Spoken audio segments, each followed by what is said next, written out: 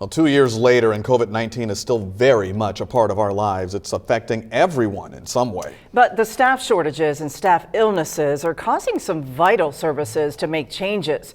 News 10's Caitlin Hunt has more on what challenges first responders in the Wabash Valley are up against. Emergency workers are not exempt from the challenges of COVID-19. Still, many local services are working through short staffing and sick employees. At the Vigo County Sheriff's Office, Sheriff John Plassey sees a trend when it comes to COVID-19 spreading through his office.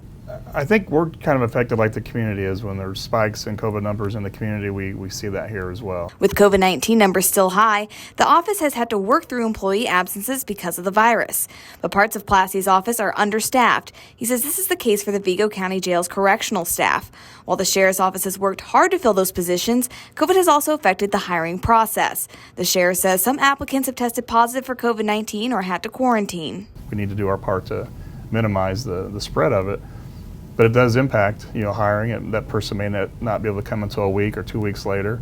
So you're just that much further in the process of getting somebody to fill a spot. The Terre Haute Fire Department is also experiencing similar issues. Scott Dalton is the battalion chief of the department. He says the number of staff out due to COVID-19 are low right now, but his team is also stepping up to fill gaps. And even though we have a few employees who is out with COVID, we have procedures in place to be able to fill their spots. Dalton says precautions are being taken to protect staff from spreading the virus.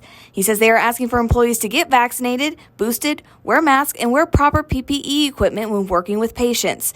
Dalton says these absences have also not affected the department's response times. We do see that we're more prepared. However, we remain vigilant that as different variations occur and community spread becomes high, we try to learn from those things and make sure that we remain well protected.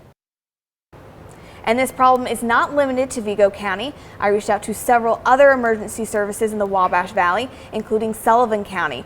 Their sheriff tells me that their emergency dispatch center is working at 60% due to COVID-19.